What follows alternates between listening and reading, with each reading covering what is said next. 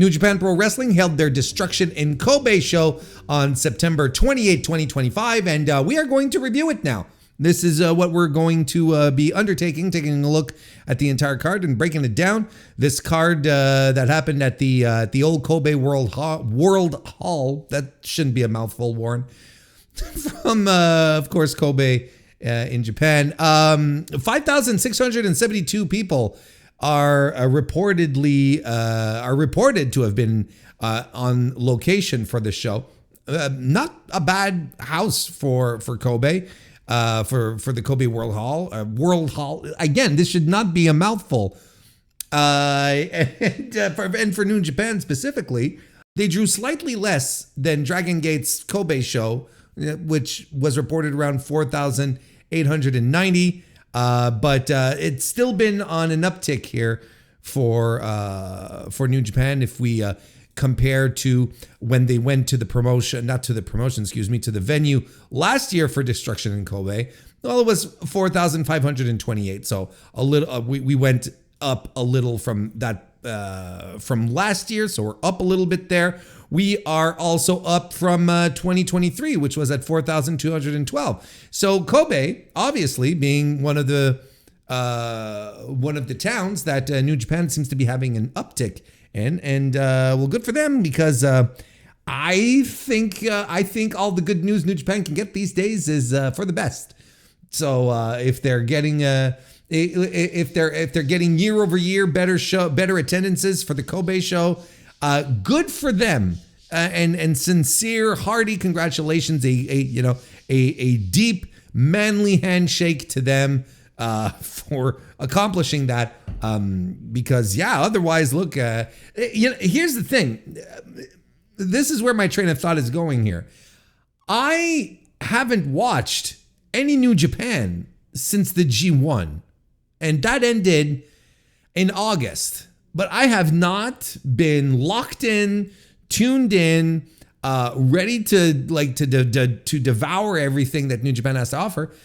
I think the promotion right now is at such an extreme low point creatively, and not because they don't have the talent, but creatively this promotion is just completely flat, and it's it's just completely slipped my mind, like to a degree where I don't even think about New Japan Pro Wrestling, which is nuts to me as a fan. It's crazy that I'm not even thinking about the promotion, because I'm so exhausted and tired about how it conducts itself. I barely knew there was a show this weekend. I was more hyped for this. I was more hype, okay, for the Pokemon show in CMLL. I was more ready for that than I was for this. Like the Pokemon show, I was like, oh yeah, it's coming. I said Pokemon. I know, and I did it on purpose. The Pokemon show, like legitimately, I was like, okay, I'm very curious. Then they released the card, and I'm like, this is a pretty good show. And then I watched the show, and I'm like, hot damn, this was such a blast. A super fun card. Crowd was super into it. And it was for all intents and purposes, it seemed to be a very different crowd than what they get usually in Arena Mexico. So the crowd was just eating this up. They were like Pokemon fans that were just like here to have a good time and celebrate, and they were popping for everything. And Mystico coming out dressed out as Halucha, and Hechicero as Machamp, and they're just going nuts. And I had Kira and Togepi gear. Like look, you see where I'm going with this? Like I was much more excited for that. I was looking, and then, then there was the big Saya Kamatani Izumi show this weekend. The Stardom show in Korakuen, which they completely, utterly filled out. Right, sold out, I should say. Filled up is what I wanted to say, not filled up. So I wanted to do filled up, sold out, and it came to filled out, and that's kind of weird. It's just I shouldn't. That's just weird. So I'm already looking forward to that, and then Stardom decides to make it free, and I'm like, okay, well, this is like, let's go. And over the past week, if we go back maybe 7-8 days, You got a great show from AEW over at All Out. Then you had the fantastic anniversary show from CMLL, and I'm like, I'm just like completely enthralled with promotions who are doing so good that are putting on really tip-top shows. CMLL, Stardom these days are just like fantastic to watch. They're extremely well booked, well put together shows with really great wrestling on top of that. So I forgot that Destruction in Kobe was this weekend. I was like, oh wait, the tour is on right now. Like the Road 2 tour is on right now. It completely slipped my radar. And this is where I am with New Japan right now. And it is completely bonkers to me that for years, this was like one of my prime promotions. Like, sitting down and clenching my fists and going, let's have ourselves a really fucking great show. And then you'd go out, you'd watch the show and you go, yeah, this was a fucking great show. Now I sit down and I'm like, all right, I just hope for the best. And that's not a great attitude. Sitting down to watch, like you're ostensibly one of your favorite wrestling promotions and you're like, well, let's just hope they don't fuck it up too much. That's not like that's some very that's some very Stockholm syndrome shit, right? Maybe I need to be checked out here. Maybe I need to speak to a professional. I'm happy to report that the show was good, but not like a solid good. Not like a typical good that I can deliver you like a WarrenHayes good. I'm like, yeah, this was a good show. I'm going to be like, this was a good show? Like almost with a question mark at the end of the sentence. When people talk like that and they always end their sentences as if they're asking a question. You're not quite sure if you should be stating an affirmation or answering some type of pop quiz. But that's how I feel. Like this Destruction Kobe 2025 was a good show, but terribly flat. Just like it's like driving through Iowa. It's like you're pulling off of recent experience. It's like driving through Iowa. You're like, the cornfields are pretty, but all there is fucking cornfields everywhere as far as the eye can see. So, you could have so many worse,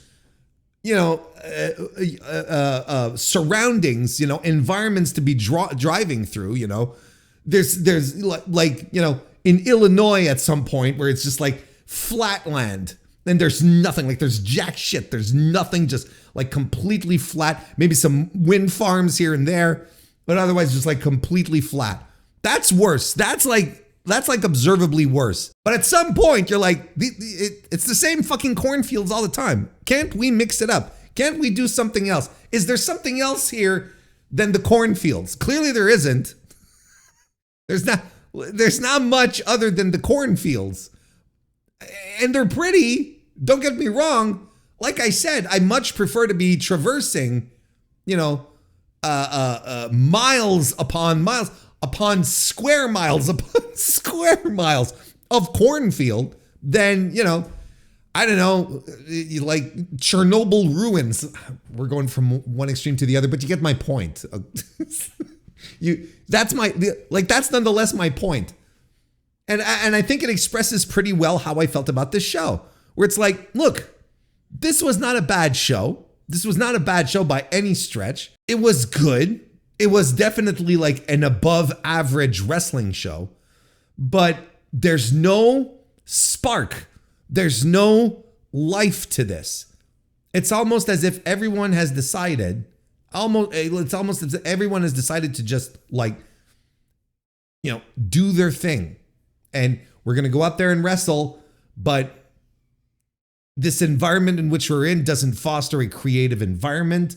It's not, giving anyone really any big incentives to drive forward.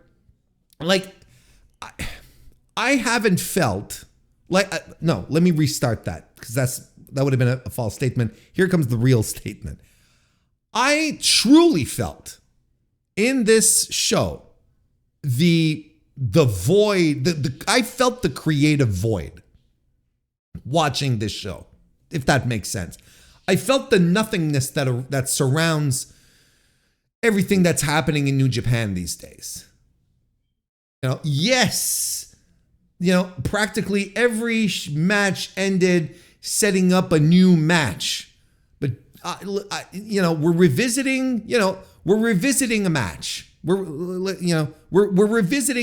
already revisiting a match that happened just a couple of months ago in one of these new matches.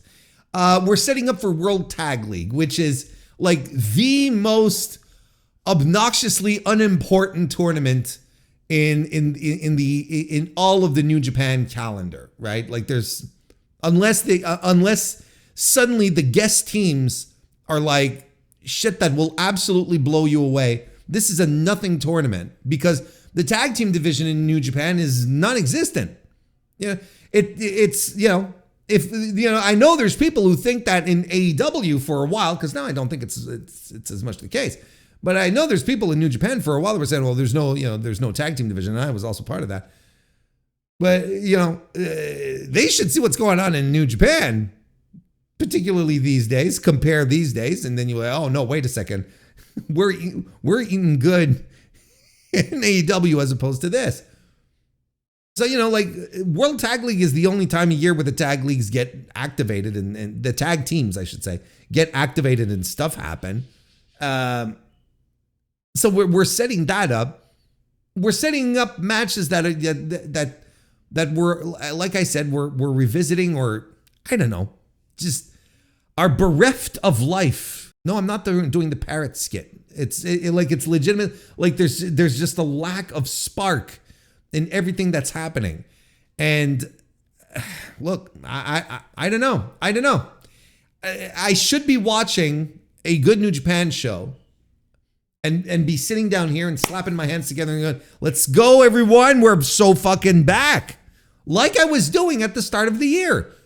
If you recall, and you go back to my earlier reviews, like Wrestle Dynasty and the, I can't remember the name of the New Japan Strong show that happened in January. And then New Beginnings. New Beginnings was a great show. It's still one of my favorite shows of the year. And I'm going there and I'm pumping my fists and I'm sitting at this microphone and I'm telling you all, I think New Japan is back. I think we're back into it. This was so great. There was so much good stuff coming out of that show. And then somehow the direction was completely lost. We veered off into a ditch. We were driving down that Iowa interstate, and then whoopsie daisy, we were overcome by the sway of the cornfields, of the stalks doing their seductive dance in the wind back and forth. We got hypnotized, and whoops, made a hard left, like sirens. They were like sirens of the field, calling out to wary travelers, tricking them into destroying their car. My analogy doesn't work anymore.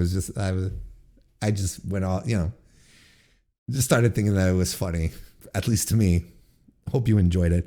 That's the long and short of it. That's the long and short of the show. I don't know, man. I think we should just start reviewing, and we're going to start from the bottom of the card and make all our way up because, I don't think there's anything I think the lead, if you were to ask me, what's the lead here, Warren? I think the lead is it was a good but flat show that encapsulates the issue with New Japan now. And it's just creatively, it's in a void. And I felt the void. I felt the emptiness. I felt the shallowness of what was being presented to us. We keep going through motions. We're not throwing our weight behind one guy or, and the guys that, you'll see what I mean, but there's guys that naturally the audience will gravitate to, And we're not even giving them like true center stage to get us hyped for their upcoming encounters. Well, you'll see very shortly what I'm talking about. Let's get to it. Let's start reviewing. You'll see what I mean as I go along. If you're not quite sure, allow this video essay to convince you, to sway you to my side. Here we go. Shota Umino, El Desperado, Yo, and Yoshihashi, and Yuya Uemura defeated the House of Torture quintet of Evil, Sonata, Sho, Doki, and Dickolas Togo. This was fine, fine. Nothing bad about it, nothing tremendous about it, just fine. The idea, what we wanted out of this were angles. It was just angles moving forward. The idea here was there was a lot of work put in to establish Uemura and Umino as a tag team, that they get along. They came out at the end after Despe and Yo and Yoshihashi, and they came out at the same time, and they're chuckling it up. They're having some chuckles,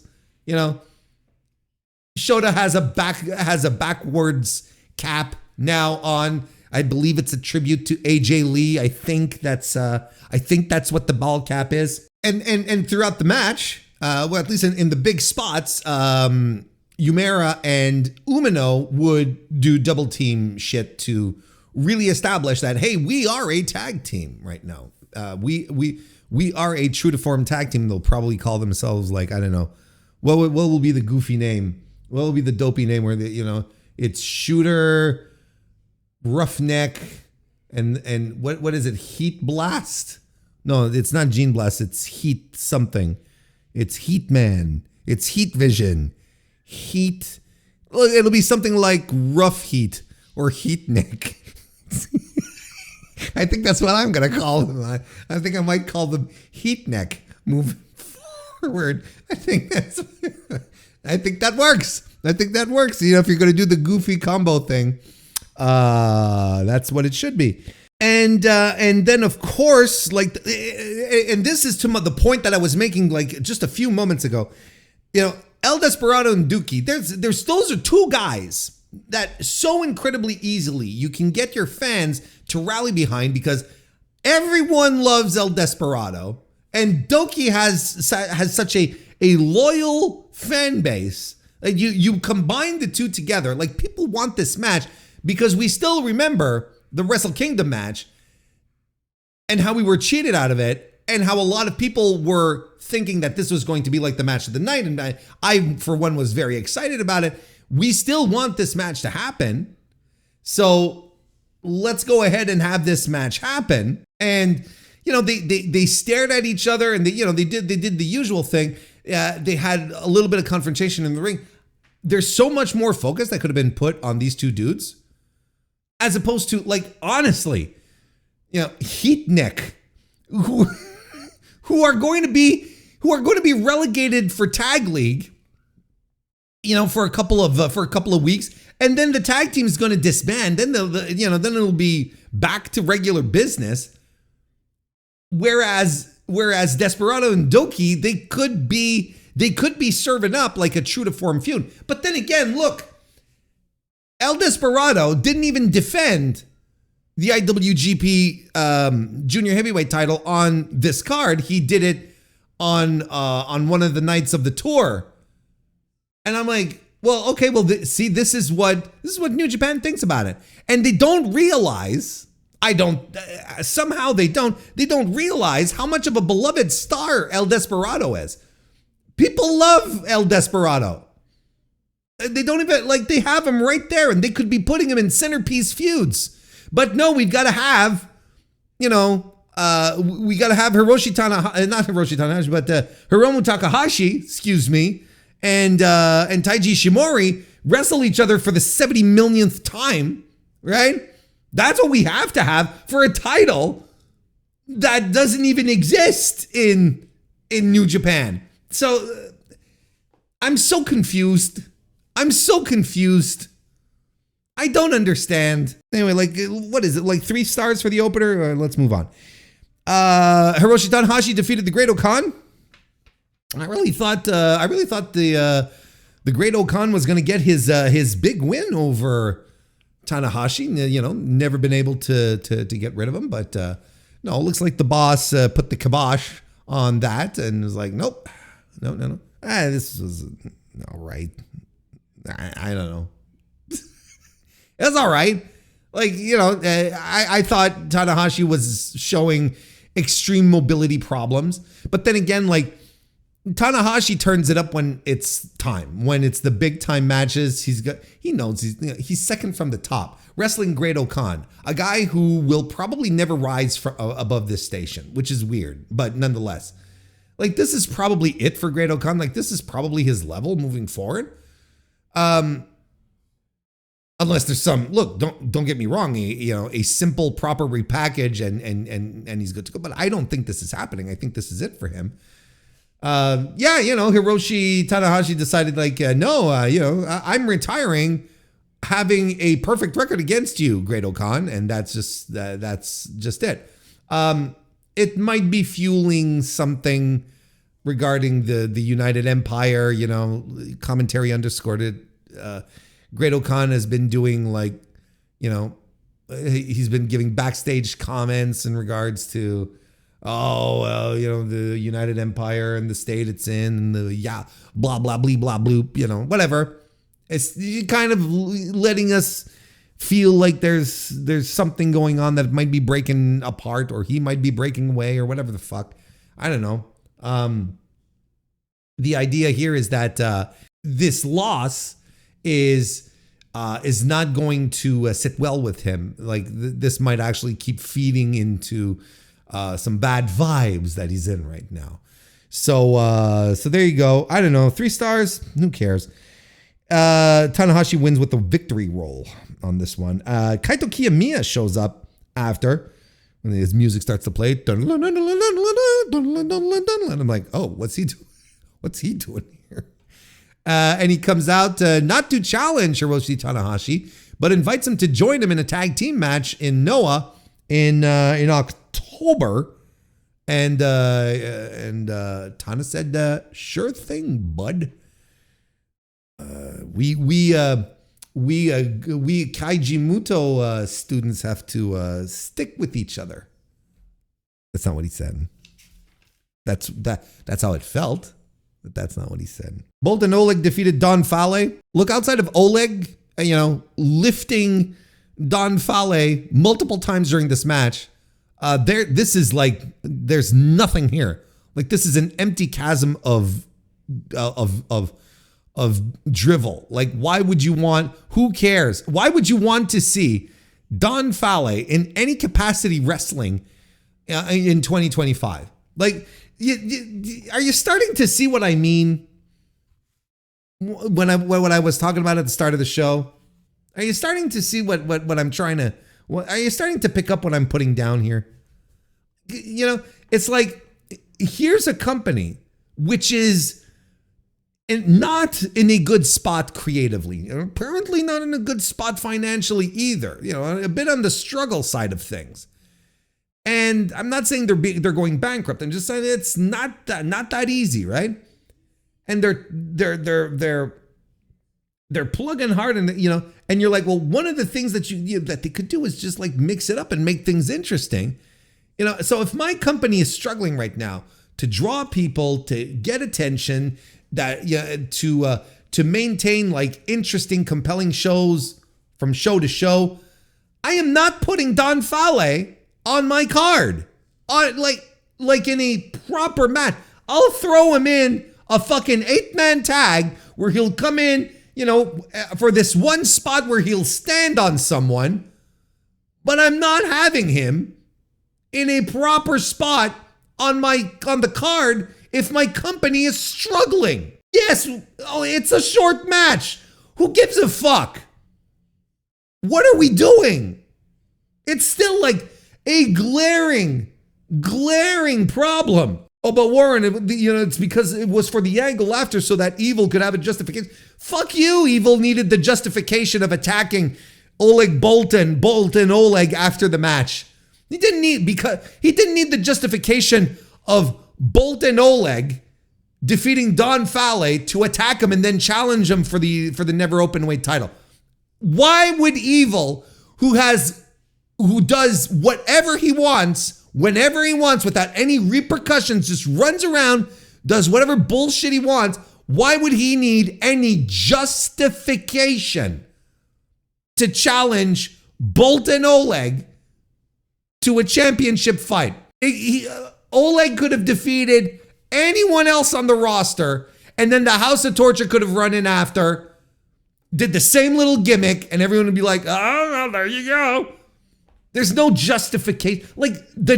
In fact, we're looking for reasons to book Don Fale at this point. If this is our thought process, what the hell are we doing? Now this match, this next one, breath of fresh fucking air.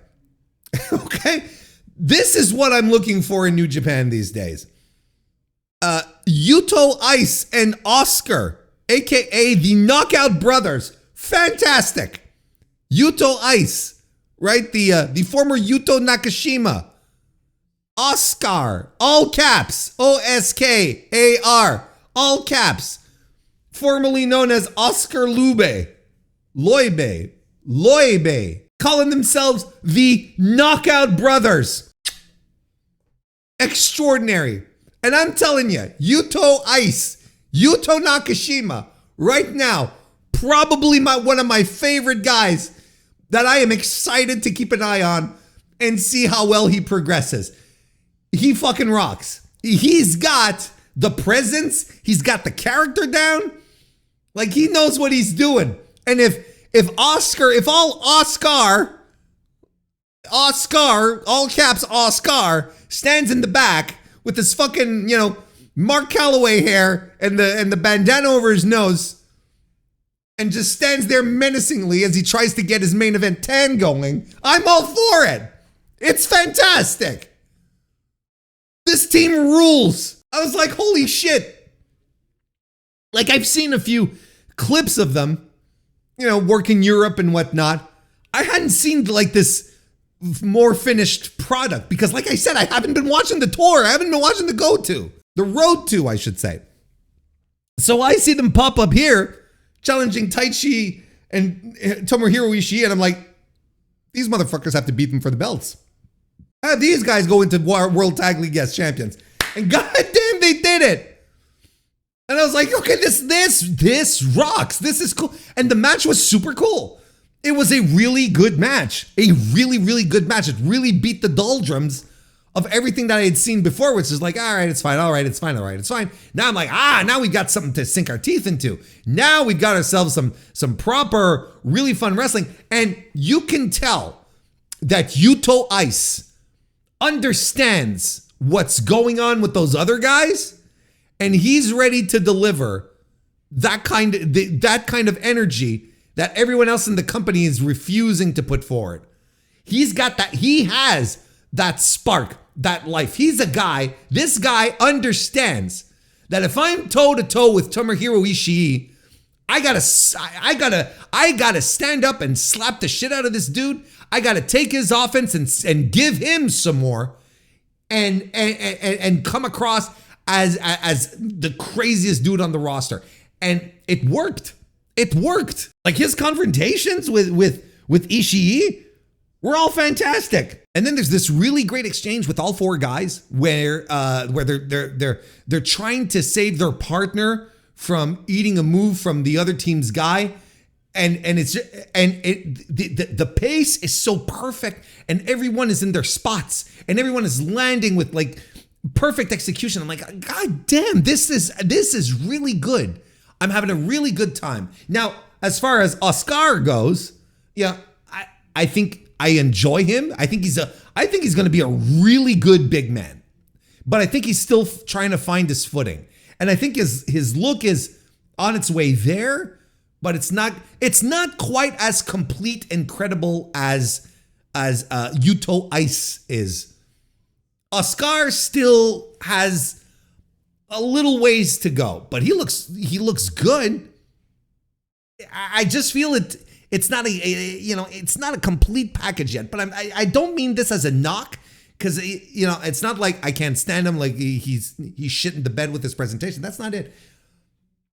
It's more like there's an element missing, and I hope he workshops some stuff a little more, and probably being on main in New Japan, he'll figure things out as he goes along, right? It's one thing to do things on excursion and try to find your voice, but then when you're on the home where you're on the home field, you're performing for the audience that is likely going to watch you for the next few years of your career, and very formative years. Well, you got to take that feedback and you got to see what you're going to do with it too.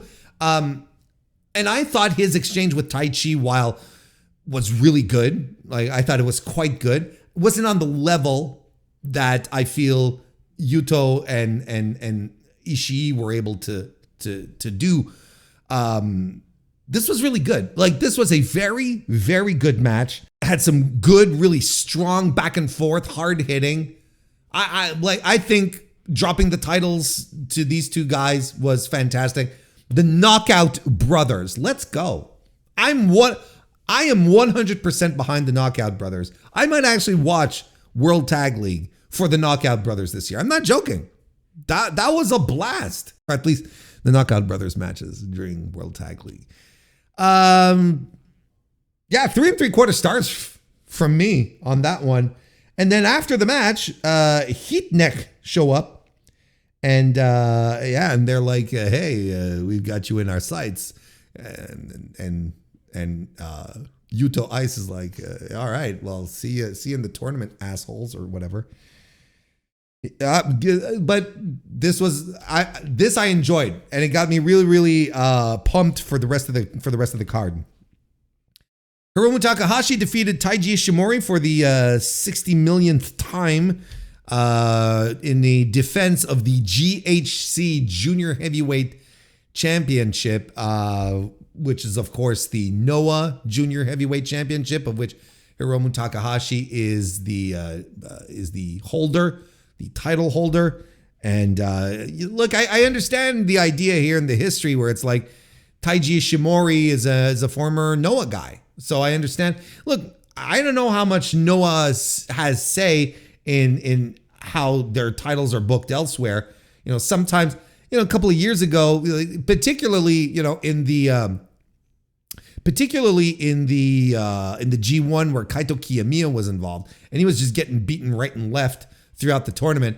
A lot of us were pondering, well, does Noah even give a shit? They clearly don't care. Just like Kaito Kiyomiya at Kaiji Muto's Tokyo Dome retirement, when he was fighting Kazuchika Okada, and Okada was just walking the dog with him, essentially. You're like, do they even care? Do they even care about their titles? Do their top guys? Do they even care? I mean, we're a few years removed from there. Is it still the same case now? I don't know. But, I think it's a credible question to ask. Do these people even give a shit about how their stuff is booked? Maybe they did say, no, listen, we want one of our former guys, Taiji Ishimori. Noah people know who he is, and we want him. And look, I enjoyed this match. I thought it was good. I thought it was I can't sit here and bitch and too much outside of the fact that we've seen this match a million times. Outside of that, this was very good. This was a good match. Ishimori even had his working boots on in this one. I thought he was super into this. He actually really worked the match. He looked good early on. He was doing flips, and I was like, oh, okay. This is not your typical run of the mill, hit the pay window Taiji Ishimori. He was into it on this one. They do a little bit with low blows during the match, and a 450 splash by Taiji Ishimori, and the time bomb 1.5 by Hiromu. Ishimori tries for the bone lock. And of course, Hiromu gets out of there. Hiromu catches Ishimori and lands the time bomb 2, followed by the time bomb for the win. So a good little match. I have no issues.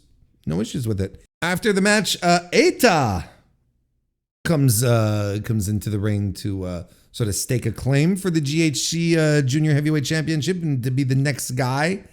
Of course, he's another junior from Noah, so we're setting up our boy Hiromu's next defense over on someone else's show. I mean, look, again, I can understand that the company right now is probably dealing with the Hiromu Takahashi who is a little disgruntled, who's wondering, well, what's next for me? I have done fucking everything in this company. And they don't want to let him go because they know he's a guy. He knows that, he's someone that's very over with the fans. They don't necessarily want to let him go. Are his aspirations to becoming a heavyweight absolutely done and buried? Look, I feel like for the past 5 years, every year, people have been saying, oh, well, this is the year that Hiromu goes heavyweight. Oh, well, this is the year that Hiromu goes heavyweight. Ever since he came back from neck injury, in fact. Ever since he came back from neck surgery, every year it's been, oh, well, this is the year that Hiromu comes back. This is the year that Hiromu becomes a heavyweight. And it never fucking happens. It never happens. So, I don't know. You tell me what's next for Hiromu.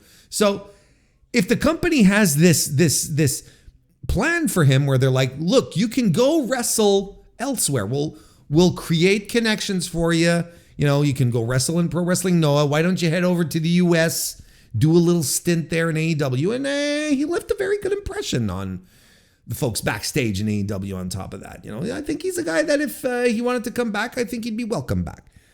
I'm not saying that they're going to hire him. Just saying. I think he's a guy that he's established a good rapport with the people backstage. So, it's like maybe this is the kind of thing that'll keep him happy. But, I don't know. I honestly don't know what to think about her. Because then again, he's going to do like this fucking, he's going to do the Iron Man DDT Iron Man Championship, right? Wasn't that what commentary was saying? Did I misunderstand it? It's like 120 minutes. Like it's the Iron Man Championship, right? Like it's the goofiest title in pro wrestling. Like, is that serving him?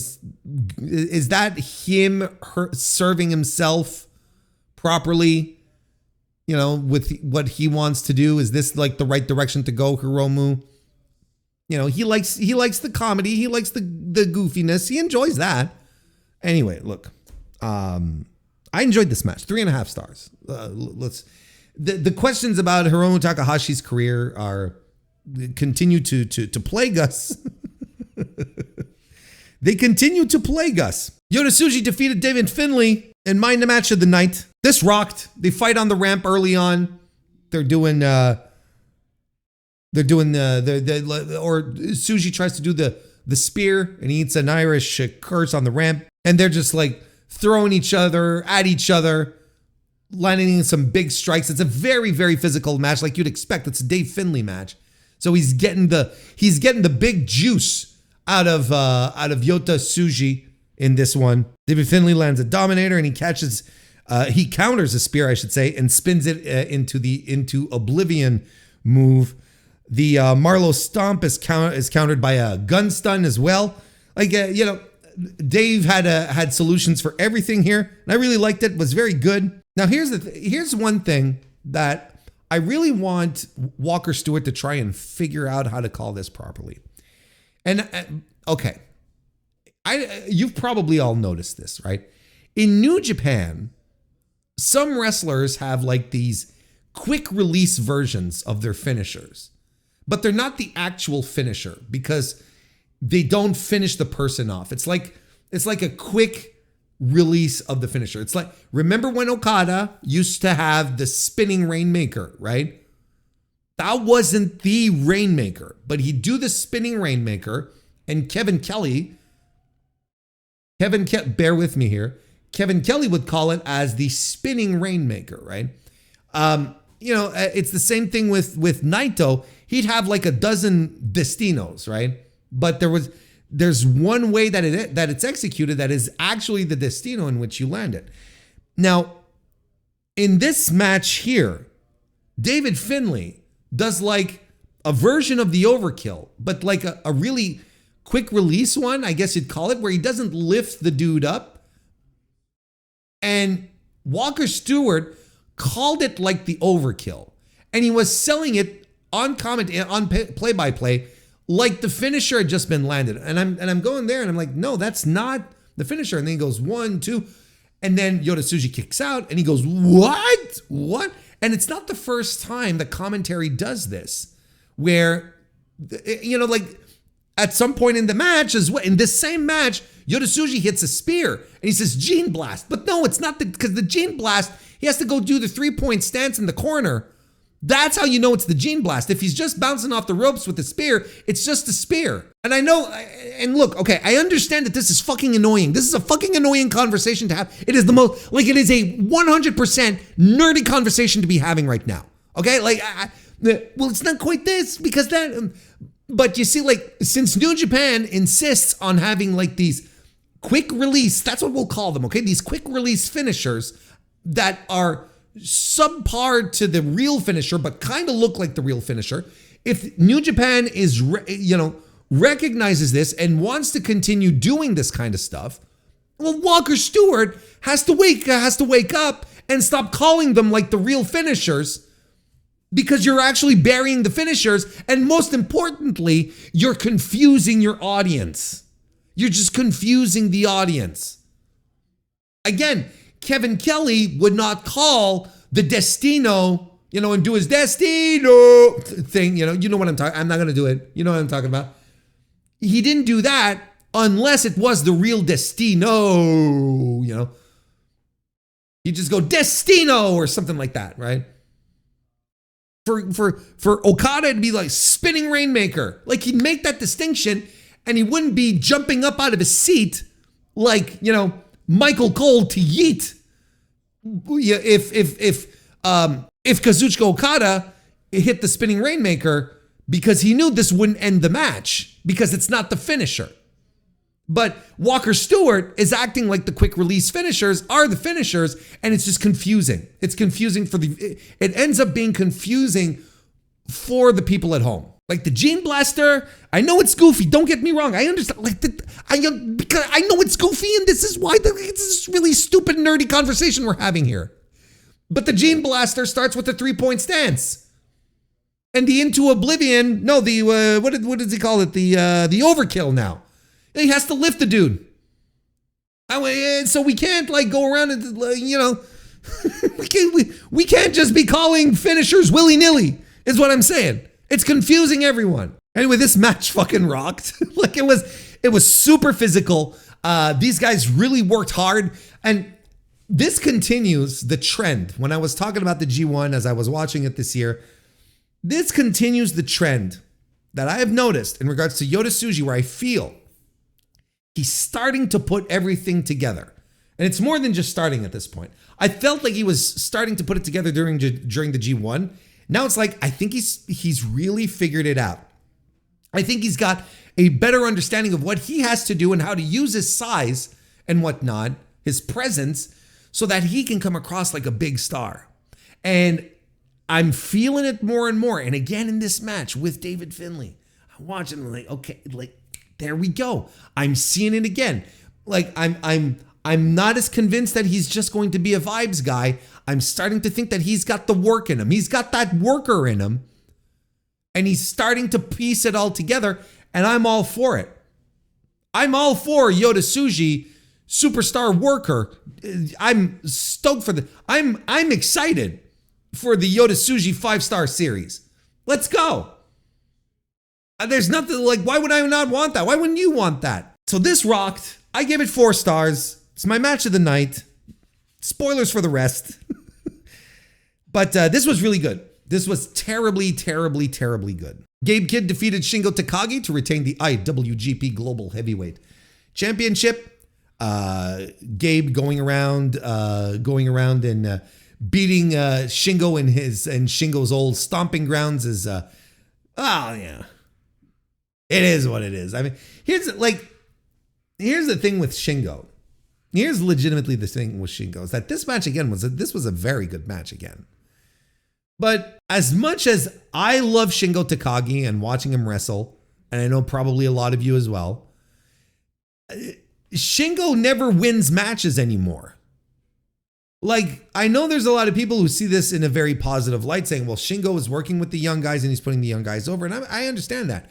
But we're getting around to having the Chris Jericho conversation over in AEW, where Chris Jericho, worked with a lot of young guys, worked to put a lot of, lost a lot of feuds to a lot of other guys to get those guys over. But he stopped winning matches. So at some point, it became irrelevant to beat Chris Jericho. It meant nothing. It stopped being meaningful because Chris Jericho just stopped winning matches. It's the same thing here. Shingo Takagi he's one of the all-time great workers. He's a tremendous pro wrestler. But right now, beating Shingo is like par for the course. It's not as meaningful as it once was because he never wins the big ones anymore.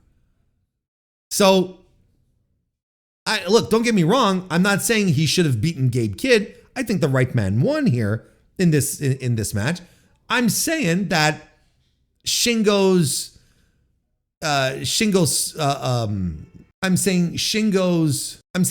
record is, is what it is, and it's not impressive anymore. It's just like it's just beating another guy, Anyway, the match itself, was very physical. We had tables in this, and we had accidental blood. The Made in Japan spot off the apron through the tables was just completely bonkers. But it was sloppy. I thought the match was sloppy. I thought Gabe was off his game. I thought Shingo was off his game. This should have been much, much, much better. And I know there are people out there who like this match a lot more than I did. I give it, look, I didn't hate it, but it's not cracking 4 stars for me. I'm going to give it 3 3/4 because I thought the work was too sloppy. I thought they just there was a disconnect between the two. And they just couldn't seem to mesh. I really felt like they were moving from spot to spot in the match. I don't know what it was. Gabe didn't seem as fired up as he usually is. I couldn't tell you what it was. I don't know what it was. And it's wild to me. Commentary pointed it out that the last time Gabe Kidd was in a ring was in June. Now I understand he was injured and had to, in a New Japan ring. The last time was in June. He was wrestling. He's been wrestling in AEW since, right? It's baffling to me. What a weird year this guy has had. What a very, very weird year. Just came off, started the year so incredibly hot. People wondering if this is the guy who's going to save New Japan. And then the booking goes awry. And whatever good and intense that they were building with Gabe sort of slipped away, and then he got injured, and I'm sure the G1 had big plans for him, and that stinks. Don't get me wrong. That's awful, but we have to look at the results here, right, at where we're at, and I'm like, man, this stinks. This stinks for Gabe. It really does. It makes me feel bad. So the finish comes when a really rough Dr. Bomb lands by Gabe, and then the Gotch style pile driver, although he didn't really clasp the leg, but look, this was it's in the vibe of the match. Like there's some matches that are sloppy, but it works. And I say that sometimes, it's just like sometimes stuff is a little rough around the edges, but here they were full on blowing spots, and like there's rough and then there's like botching, and I wasn't into it. There are some people who really liked it a lot more than I do, right? Cage Match, I think, gave this a pretty high rating, 8.22 as I'm recording this on Sunday evening. 8.18. I just refreshed it. 8.18. So maybe it'll lower to where I am, because an 8 is like a 4, So people apparently really liked it more than I did. And in the case of it seems right now like it stands like it's the match of the night. I really preferred Suji and Finlay. I thought that was really, really good. Excellent, even. And then the main event, Zack Sabre Jr. defeated Ren Narita to retain the IWGP World Heavyweight Championship. I don't know who's surprised by this.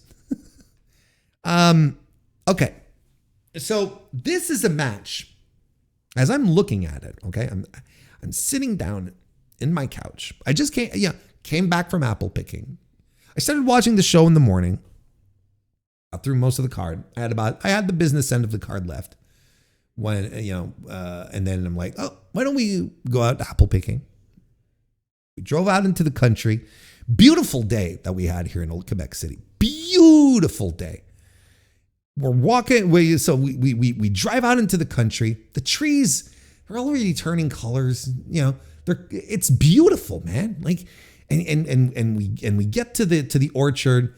And we get in there and we start picking Honeycrisp apples because we're like, we're gonna make the best damn apple crumble ever. Like right now it's done.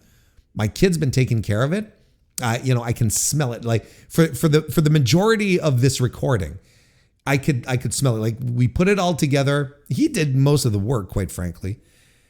He did most of the work putting it all together, and it's been in the oven. He took it out. I heard the little alarm go off, and he took care of it. And it smells really good, and I can't wait to go have apple crumble. But after apple picking, I'm in a great mood. I come back, I sit down, and I watch the rest, right? And I'm sitting in my couch. I watch Suji Finlay. I'm like, all right, let's go. Watching Kid and Takagi. I'm like, all right, let's go. All right, didn't reach the heights, but it's fine. A little rough around the edges. And what do you want? What do you want from me?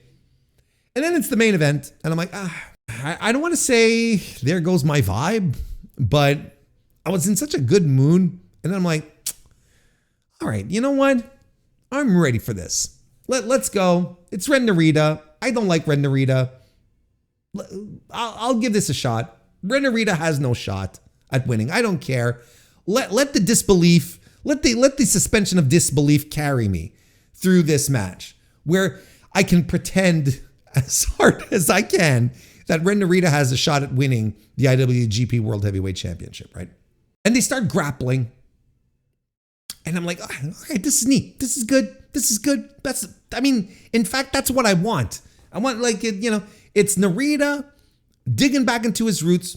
It's like, man, I got the best technical wrestler in the world. And Zack Sabre Jr. is delivering and countering. And I'm like, okay, this is it. And I'm sitting there, and I'm going, all right. And I'm feeling nothing. But what I'm seeing objectively is entertaining. Objectively, I'm looking at these two guys go at it, and I'm like, this is very, very, very good pro wrestling. Later on in the match, they've got the Narita gets Zack into a leg bar position, right? Where he's working the leg, he's twisting it, and Zack is refusing to get to the ropes because I can figure out how to get out of this by myself, right? Because I'm fucking Zack Sabre Jr. I don't climb to the ropes to beg out of a hold. I am the greatest to do it. I should be able to find a way to turn this against him. It's tremendous psychology. Don't get me wrong. And I should have been sitting in this chair right here, slapping this table, telling you all, what a tremendous match at this point, right? But again, I feel nothing. And I'm trying to put my thoughts together after this is done. Why did this match, which ended with Zack Sabre Jr., does some kind of nondescript final stretch on Ren Narita for the win. Why did this not fire me up more? Why aren't I here saying this was great? Zack Sabre Jr. at his best. Ren Narita showed us what he still can do, which is all true, which is all objectively true. But why aren't I saying it? Why aren't I sitting here and delivering with my full chest the entirety of the passion and the excitement that I felt in this match? because I didn't feel anything. That's why. And the reasons, because I think there's 2 of them, 3 even. The reasons are, I don't believe Ren Narita for a second is a world championship contender. I don't think he has anything that screams, I am a world champion. So right then and there, there's no suspension of disbelief that I can really clasp onto. And to a degree, it's up to them to make me believe. Now, the bit with the leg bar that I talked about, you could argue that that was the moment, Warren, where you were supposed to jump in and believe. And I agree. Like if there was one moment where it was like, maybe he's going to do this, it was there. But because it's Ren Narita, because of how he's booked, because of who his affiliation is with, I was like, there is no fucking way this is happening. Like, even though the effort was there and sincere, the booking that led to this, and I'm talking not just the past few weeks, I'm talking the entirety of the oeuvre of Ren Narita has led me to believe that this guy's a goof. He is not to be taken seriously. He is not world championship material. He's not, Zack Sabre Jr. is not dropping the belt on a Kobe show.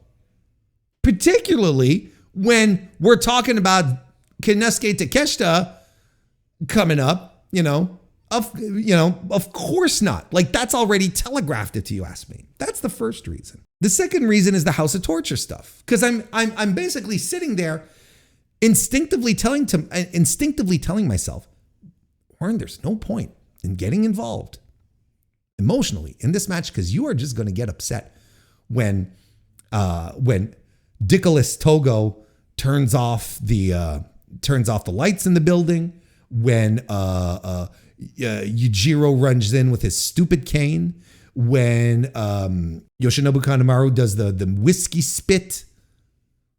When all of these goofballs start running in and doing the procession of show with this fucking wrench, you're just going to get upset. There's no point getting invested in a House of Torture match. And the third reason why I felt nothing here is because it is the unifying metric, that umbrellas my 2 previous reasons. The booking stinks. Like, it's not compelling, interesting, good booking.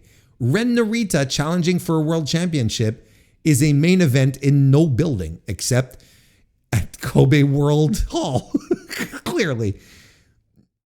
And I think anyone knows that. Now, if they had booked this guy in any other way, and maybe we'd be like, oh, well, we would have had a preview show speculating maybe. Well, first of all, we would have had to remember there was a New Japan show this weekend to have a preview show to begin with. And then we'd be speculating, well, okay, well, let's make a case for Narita winning and, a serious one. Because we were to do that now, we'd be just like, we'd just sit around, laugh, say, no way.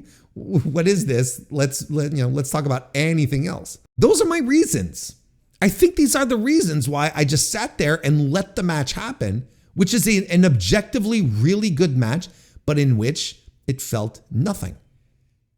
And then when it was done, and I could put the whole card, in my purview, I was like, okay, this main event absolutely represents New Japan Pro Wrestling. This match absolutely represents this card and New Japan Pro Wrestling as a whole, where the wrestling is good. There are wrestlers here who are incredibly talented. Like, there is nothing but world-class talent on these shows, but there is no spark. There's no feeling. There's nothing. There's just a void. There's stuff happening, but it doesn't feel interesting, doesn't feel dynamic, doesn't feel compelling. So I'm going to give the main event 3.5 stars and I wish it got me into it more. But the combination of everything together was just, and that's it. Like, this is a 3.5 star wrestling show. A good show. Nothing out of the ordinary. Nothing terrible. Just a good show. And a perfect expression of where New Japan is today. Having people come out to challenge for matches and, oh, we're doing this again. I forgot to mention, right? Gabe Kidd, Yota Tsuji came out. Forgot to mention this. Yota Tsuji came out after his match to challenge him again. This has happened a few months ago. We're already going back to that well. And Zack Sabre Jr. here after his match. After all this evening, right? Of all these people showing up to challenge for matches, you know, Evil, the Heat Neck. You even had another guy from another promotion come in to challenge for his match. Konosuke Takeshita, nowhere to be found. And Zack said it in his promo too. Oh, you're not here. Right. So I'll talk to you through this camera. Holy moly, people. You're objectively the most important story in your company, your world title angle, right? Which is, for all intents and purposes, the most important angle you should be running because it's the top people in your company. And the main challenger isn't there on a night where all challengers were coming out after each match. Everyone was coming out after their matches, except for the top two. Basically everyone who had a title, right? Everyone who had a title had a challenger come out. That's how we should approach this. Evil came out, to challenge Bolt and Oleg. You had Heat Neck coming after the Knockout Brothers. You had Eita coming in for Takahashi. And then you had Yota Tsuji coming back for Gabe Kidd. But Takeshita, nowhere to be found. Now, before you pop into the comments and say, well, Warren, he had his AEW, whatever the fuck, he had to, he had some obligations, he had dates, was booked. I don't know what his schedule was. I don't know. And frankly, I don't care. I don't care. Because this is whatever obligations he had, this is still what it ends up looking like. Every challenger, every champion had a challenger come out immediately after, but the challenger for the world title was nowhere to be found. Your world champion was the only guy who didn't have a guy come out after to talk some shit. Now, again, you can argue, well, these other guys were making matches. The Takeshita match is already made. All right. But do you understand that the perception is still there? That your world champion is the only guy who didn't have another guy come out to talk shit about him? And how weird that sounds and looks. I don't think I'm being unreasonable with this analysis here. Here's the thought. Don't book people from other promotions as your top challenger for the top belt in your company. If he's not going to be around to do little angles and fly into Kobe and then fly back out. I'm just saying, did he really have to be in this, in the Dynamite, was it on Dynamite this week that the Trios show, the Trios thing? Yeah. Did he absolutely have to be on the September 24th Dynamite where he was slotted into a Trios match? Did he was that with the representing the Don Callis family who have 1 million dudes in that stable? Did he absolutely have to be there? Couldn't he have not made the flight? I'm just saying. It's not as if he's doing anything critical right now in All Elite Wrestling. Anywho, that's the review. Do I have any recommendations? Well, look, like I said, Tsuji versus Finlay, I think it's a low-level recommendation. How about that? If you want to watch it, it's about 15 minutes. It's not going to ruin your evening. It's not going to ruin your day. It's not going to take up anything, It's like you could watch it over your lunch hour. It's fine. You'll have a nice little time. But anything else? No, not really. It is like I said, a 3.5 star show. Good, not great, and just no life to it. And That's kind of how I feel about New Japan these days. So there you go. Destruction in Kobe 2025 reviewed and done.